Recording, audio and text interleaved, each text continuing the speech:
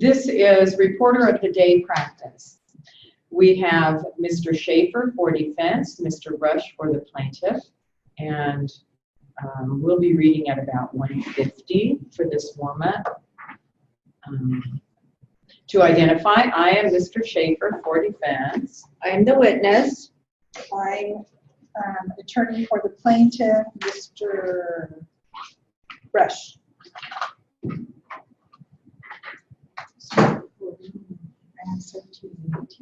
It's 18th. 18th. Okay, and Mr. Since this isn't starting at the beginning of anything, let's have our reporter swear in the witness before we do the warm-up. Please raise your right hand. You solemnly state under penalty of perjury that the evidence that you shall give in this matter shall be the truth, the whole truth, and nothing but the truth. I do. Thank you. So, Mr. Schaefer begins with a question for the record. How did you tell him about that personally? Did you give him some note from the doctor? Letter from Dr. Alcala. Was the reason to stay off your feet because of the hammer toes or for some other reason? I believe he indicated that I had peripheral vascular disease. As I understand it, you have paroxysm fibrillation. This has nothing to do with the vascular disease. Did you have some problem with edema in your feet around this period of time? Yes. Do you recall if that's one of the reasons Dr. Alcala wanted you to get off your feet? Yes. The peripheral vascular disease you're talking about, to your understanding, is this based upon your diabetic condition? Pardon me?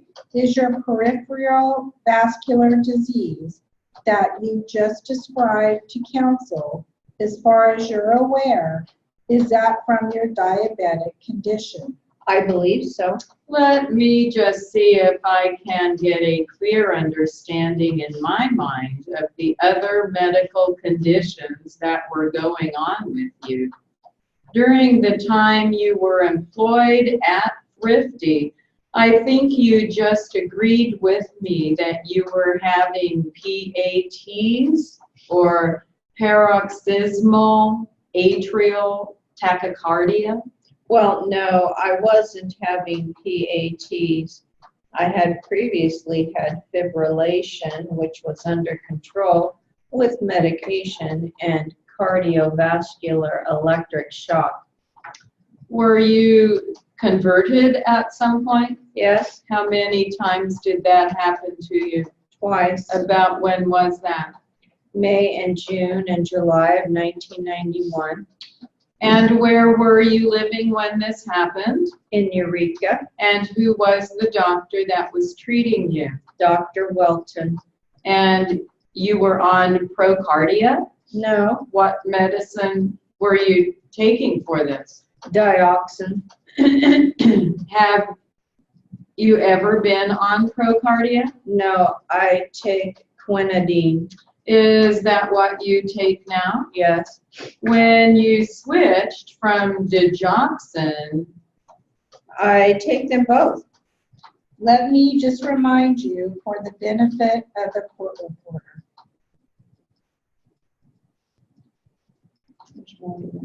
that's okay. Okay. Oh, sorry. yeah. He stopped in the middle of the sentence. Okay, now skipping down to page 61, line 28. We'll read some more. And it seems like I may have changed the dates in my copy, but not yours. So we won't worry about that right now, except that Did you go to 2012 or 2002? 12. So I went 20 years. All right. From what it was. So, and I, so painstakingly changed all of mine. I thought that was enough, I guess. So, sorry about that. But we can make sure that they're right in the Reporter of the Day section.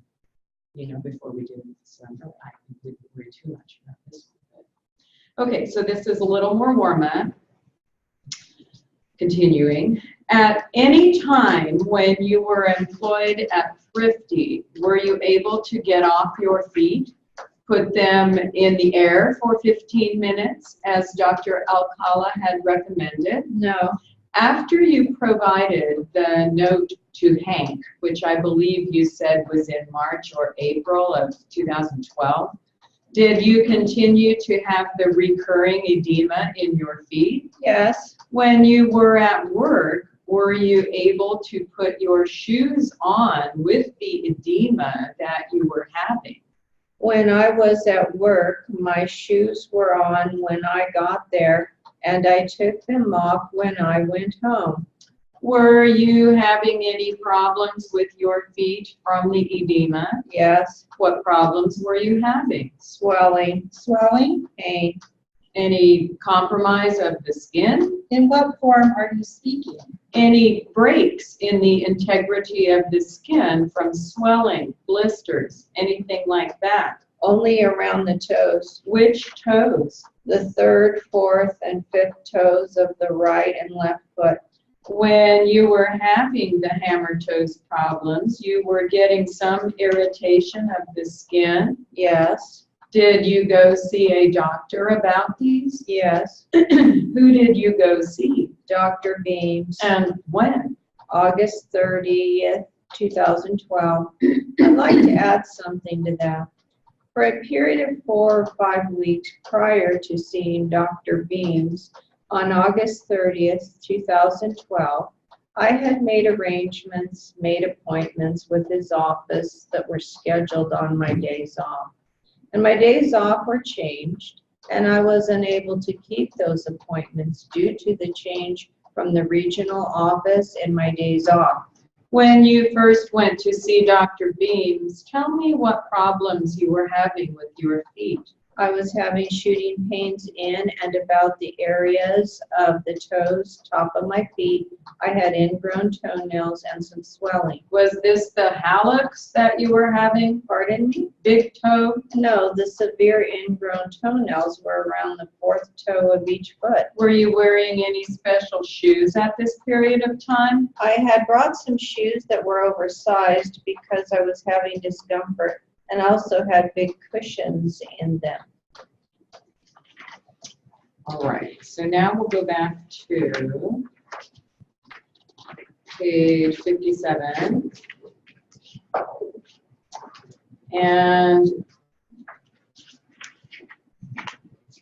we'll read in 20s or a little slower if it seems like we need to, just because of the material. So, check out the pronunciation that I have posted in your parts. I don't know who says what.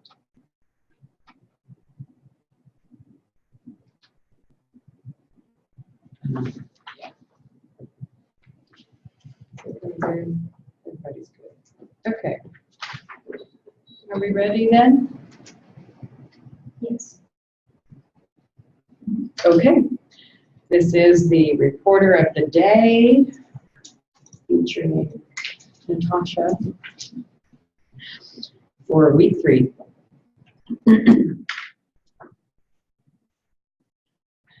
So during the time that you were employed at Thrifty's, you were taking medication for atrial fibrillation, but you were having some edema in your feet. Yes. When did the edema begin? I'd like to clarify what you stated. He takes digoxin and quinidine from keeping him going into atrial fibrillation, not for atrial fibrillation. There is a difference. I had edema prior to starting with Thrifty in 2011. Did you have edema while you were employed at Thrifty's in your feet? Yes. Was there a period of time from, say, 2011 until you had edema in your employment with Thrifty when edema was under control? Yes. When was the edema under control? What time period? I would say that the edema came and went. It wasn't a permanent thing. As you recall, were there any activities that you engaged in that would cause your edema to be worse? Yes. What activities were those? Long duration on my feet. Anything else that you could recall that would cause your edema to get worse in your feet? My glucose being over tolerable limits. Was there someone who was monitoring your glucose medically? Yes. Who was that? Dr. Alcala Where is Dr. Alcala located? in Ready. How often were you seeing Dr. Alcala? Let's say in the period of time you were employed with Thrifty's. Approximately once a month. What was Dr. Alcala doing to treat your diabetes, if anything? He monitored my glucose levels, made recommendations on the amount and type of insulin that he thought I should use. Were you taking insulin while you were employed at Thrifty's? Yes. And how were you receiving the insulin? What do you mean? Injectable? Injecting. What kind were you getting? Regular Humulin, NPH Humulin. How often were you getting this? Well, the amounts varied depending on the level of milligrams of glucose. That would determine the amount of insulin that I would take. Did you urine dipstick? Did you do blood?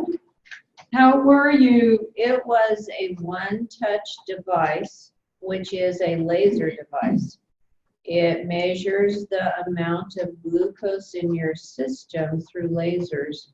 You take a stab on your finger and a drop of blood on the laser scanner. What level was your glucose, if there was a level that you tried to keep it in, or a range? Where were you keeping your glucose during the time that you were employed with Thrifty's? Ideally, I would have liked to keep it at 110, which is normal. I varied my glucose level. And your insulin, depending upon what your glucose level was? Yes. When did your diabetes develop? I started taking insulin, I believe, in October of 11. And this was under the care of Dr. Alcala. The original order came from Dr. Welton. And is Dr. Alcala a metabolic specialist? He's an internist, I believe. Now, you say you took a letter to Thrifty's about having to be off your feet. Who did you give the letter to? Hank Maxwell. What, if anything, happened after that with respect to your being able to put your feet up? Nothing. Did you talk to Hank about your not being able to get your feet up? Once or twice, I believe. And what did he say? Well, I can't remember specifically what he said. Sit down when you can. Now, the pharmacy that you worked out of in Susanville, did they have any stools that you could sit down on, or did you have to stand up the whole time? There was a stool or chair in the corner at the pharmacy, broken. And when you gave them the note and you were having swelling in your feet, did the swelling eventually go down? When I gave them the note, did the swelling go down? No. Let me just clarify it, if I may. At the time when you gave them the note, were you assuming that you were having edema in your feet at that time? Is that correct? Yes and no. Can you explain that? Sometimes I don't have edema. Sometimes I do. When you got edema, would this last more than 24 hours? I had noticeable relief from the edema when I was able to get off my feet for 15 minutes or more. That ends the reporter of the day segment. Switching to some other warm-up now, we have Mr. Stone for defense and Mr. Watkins for the plaintiff. We begin reading in tens, and then you just use what it says in the side margin. We'll go 2 and 19, 2 and 18 to get it up to 170. We'll start at 150 and go up to 170. So to identify, I am Mr. Stone for defense. I am the witness. I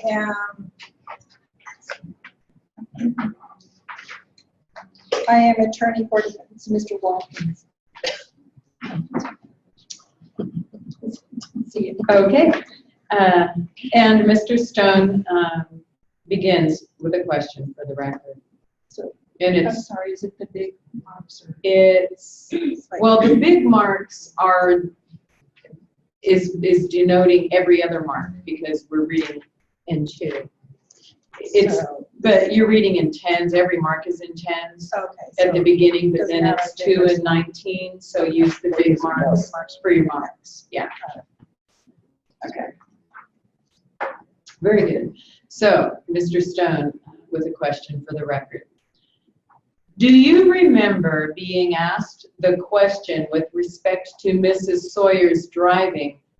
What did she do prior to the accident happening? I object to it. He is leading his witness and arguing with his witness, trying to impeach his witness. It's been a year. I don't remember the exact questions that he did ask me out there. Do you remember, in response to the question, what she did at the time of the accident, saying Same objection. she threw on the brakes and stopped right in the middle of the street? Further objection. The answer would certainly amount to a conclusion of the witness.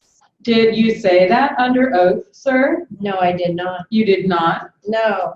I told him a lot of things out there that day that he told me it would make a good impression for his boss if he had a good statement. And he said he could put it down there so he'd have a good deal where it would help him with his boss, you know. Objection. The answer is not responsive. Did you tell that to this man who is the reporter here taking this deposition? I don't remember telling him. Objected to as argumentative and impeaching his own witness. Do you remember being asked the question at that time, what color was the light when she stopped? Object to the question as calling for a conclusion. He is arguing with his own witness and attempting to lead and to impeach his witness. You may answer it, sir. What's the question? Do you remember when you gave your prior statement under oath? Objected to as assuming facts not in evidence. There is no fact that he gave a prior statement under oath. When you gave the statement to the same reporter that is seated here? Objected to as argumentative, assuming facts not in evidence. Were you asked the question, what color was the light when she stopped? I don't remember whether he asked me what color it was or not. It has been 10 months ago. It was 10 months ago. I imagine somewhere around October. Do you remember what your answer was when you were asked what color the light was when Mrs. Sawyer stopped? Well, I remember that the truck driver said it was green. I object to the answer as being hearsay. Do you remember what you told this court reporter when you were asked the question, what color was the light when Mrs. Sawyer stopped? Objected to as leading his witness, arguing with his witness, trying to impeach his witness. Hearsay. No, I don't remember what I told. Did you say Same objection. at that time, well, I was looking for the street and I don't recall. I said I think it was green. Did you say that? Same objection. Leading, argumentative, impeaching. I don't remember. I told him I could fix him up a good statement there if he just wanted to show his boss. He promised me that I wouldn't be subpoenaed and that nothing he wrote down on that little machine there would ever come to court, and he just put a bunch of stuff down. I didn't sign it. Is my name on it? You swore to it, though. Not that I remember. You held up your hand and swore to it. Well, I might have. Objected to as trying to impeach his witness, arguing with his witness. I might have been pointing at a bird or something. Answer is not responsive. In describing how the accident happened, didn't you give this reporter the following description? She was going along here and she started to whip over just like maybe he said. I don't recall, but he was watching her. I was in the back seat paying attention to the baby, and to tell you the truth, I don't really recall. But I do know that she did whip over there, and it was her fault throwing on the brakes right there in front of the truck. That's how I know the light was green, because at that time I knew she was wrong. So it was bound to be green. And I do know that it was absolutely her fault. Now, didn't you give that description of the accident under oath to this reporter seated right here taking your testimony at this time? Objection. He is leading his witness, arguing with his witness, attempting to impeach his witness with the hearsay statement. That would call for a conclusion, and the witness has shown that he was in no position to observe the light and would know nothing about the facts leading up to the accident. You may answer the question. Didn't you say just exactly what I read? I don't remember saying nothing like that. Do you deny that you did? I may have told him. I object to the question. He is arguing with his witness, attempting to lead his witness. The witness has already testified he did not recall the statement, and now Mr. Stone is attempting to badger the witness and get him to swear to something he doesn't recall. Is that what happened back there when you gave your sworn testimony? No, that's not the truth, no matter who put it down. Even if you said it? Object to the question, arguing with his witness and attempting to impeach his witness. And now you have told us here today that she stopped like anyone would facing an amber light, haven't you? That's right, that's what she did. Were you asked about the manner in which Mrs. Sawyer stopped when you gave your prior sworn testimony to this court reporter? Object to assuming the fact not in evidence, because there is no evidence he gave a prior statement or gave a sworn statement, and it is leading, argumentative, and calling for a conclusion. Do you know what the question is? I don't remember what you said. Didn't you give a statement to this court reporter about 10 months ago, last fall, as you describe it? Same objection as last voiced. Like I say, that man came out there and asked a bunch of questions. The answer is not responsive. And you answered the questions, didn't you? I talked with him. I did talk with him. And he wrote down what you were saying then? That calls for a conclusion. I couldn't say whether he did or not. I can't read that kind of stuff. Well, but he did some kind of writing on a little machine there while you were talking, didn't he? He was writing all the time. Did the writing look like this does here now? That's objected to as calling for a conclusion. This man obviously knows nothing about shorthand. You were asked, were you not, when the man came out there and asked you some questions and wrote on the machine as you were talking, how did Mrs. Sawyer stop? Weren't you? It's leading, argumentative, impeaching his own witness. I can't tell how he got all of that. Objected to, not responsive. He asked me a bunch of questions. I don't recall what they was, but I told him he could make a good story if he put it down a certain way. I didn't tell him to put it down. I didn't tell him it was the truth. Didn't you tell this man at that time? And she throwed the brakes right in front of the truck driver. I know that. The question is leading, argumentative, impeaching, calling for a conclusion. I don't remember ever saying it. Do you deny that you did? Same objection. I deny it is the truth. You now deny that you said it? Same objection. Do you, sir? Do what? Same objection. Do you deny that you said it? I think that he has already denied it. Somebody has got a tape recording of the way the thing was. That's right. There was a tape recording, wasn't there? And you knew the tape recording was made right there on the spot, didn't you? That calls for a conclusion.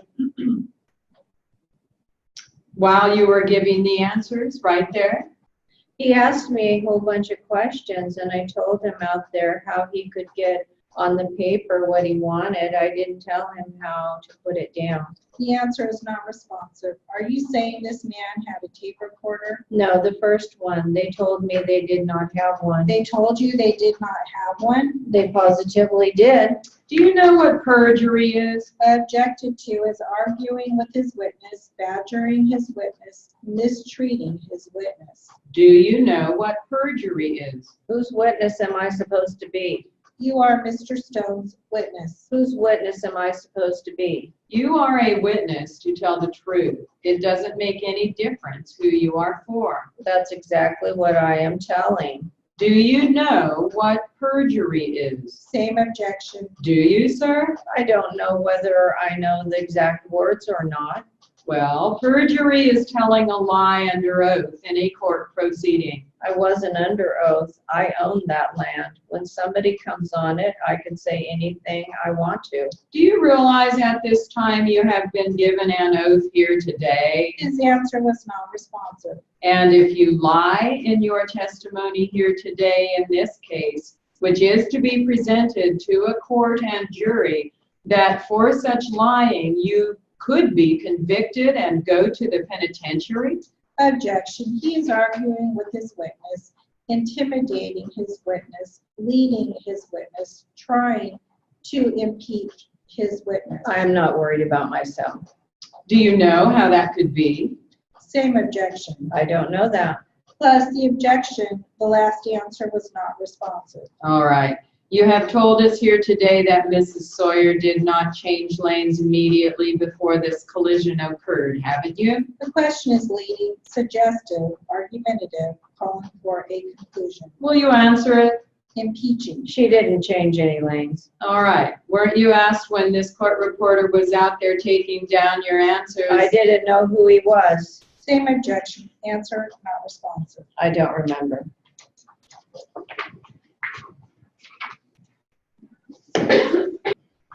We are going to repeat some of this at 170, going back to the beginning. For the record, do you remember being asked the question with respect to Mrs. Sawyer's driving?